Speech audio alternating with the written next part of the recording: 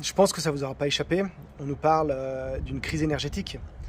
On nous dit qu'on va avoir froid cet hiver.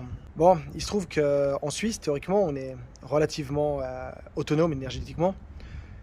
Une grande partie de notre parc, il est créé grâce au barrage. Mais il se trouve qu'on va quand même avoir des hausses de prix assez faramineuses.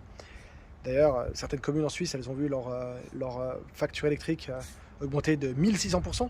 On est dans la merde alors. Bien évidemment, c'est logique, hein, la Suisse, elle est dépendante de ce qui se passe en Europe et dans les pays voisins. Si les prix montent en France, en Allemagne et partout en Europe, bien évidemment que, il va y avoir certaines personnes qui vont vouloir vendre leur énergie aux voisins. Et donc, le problème qui se passe en Europe sur la crise énergétique, automatiquement nous impacte et il faut qu'on s'y intéresse. Alors, le pays moteur de l'Europe, qui est la France, possède des réserves en uranium qui pourraient fournir de l'énergie pour tout le pays, avec une consommation comme ce qu'on a en ce moment, pour 4000 ans. C'est pas rien. Vous voyez, ils ont aujourd'hui des stocks d'uranium qui leur permettraient de fournir de l'électricité pour tout le monde dans le pays pendant 4000 ans. Alors là, vous entendez ça, vous allez vous dire « Oula, c'est quoi cette théorie de complotiste c'est quoi ces informations ?» Tout bêtement, c'est les informations officielles. Vous pouvez vérifier par vous-même, ce sont les chiffres officiels. Alors vous allez me dire, mais c'est quoi l'arnaque? Alors pourquoi il y a une crise énergétique si on a de quoi produire de l'électricité pendant 4000 ans? Il se trouve que aujourd'hui, en Europe, on a des centrales électriques de 3e génération. Ces centrales électriques, pour faire très simple, elles utilisent de l'uranium 235, qui est extrait un peu de partout dans le monde, en Amérique du Nord, en Afrique, etc.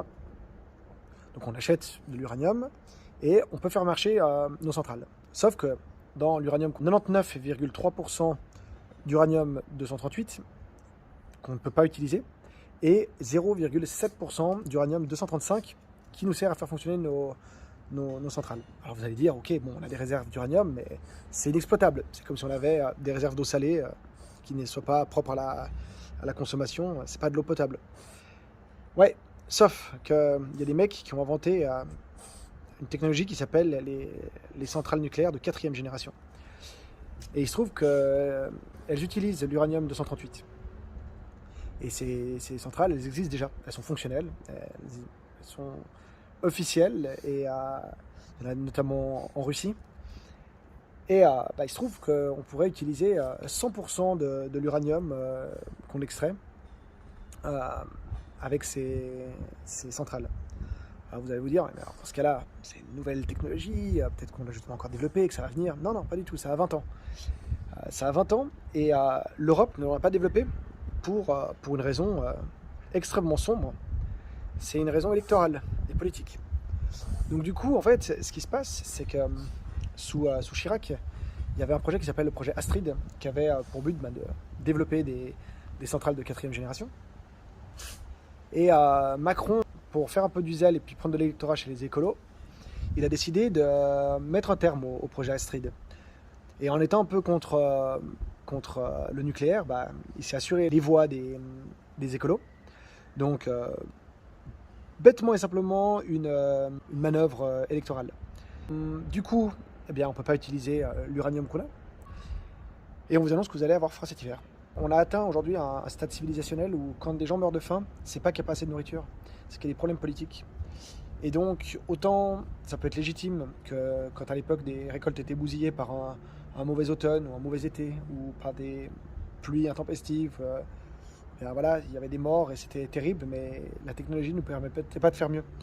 Aujourd'hui, les problèmes qu'on a sont provoqués par une petite poignée de gens qui contrôlent ce monde, qui appliquent des principes machiavéliques pour être au pouvoir, et je pense qu'on est arrivé au moment où le peuple doit absolument se réveiller et se battre contre ça, parce que si personne n'impose de résistance à ces gens-là vont pas arrêter. Et aujourd'hui, ils vous ont enlevé votre liberté, maintenant ils vont vous enlever de quoi vous chauffer, bientôt ils vont vous retirer votre nourriture directement dans votre gamelle. Donc moi je dirais que c'est peut-être le bon moment pour bouger et pour comprendre que ce qui nous arrive, ce n'est pas la malchance, c'est des volontés politiques, des décisions absolument machiavéliques et stratégiques pour le profit d'un tout petit nombre au détriment de la population. Voilà, prenez soin de vous.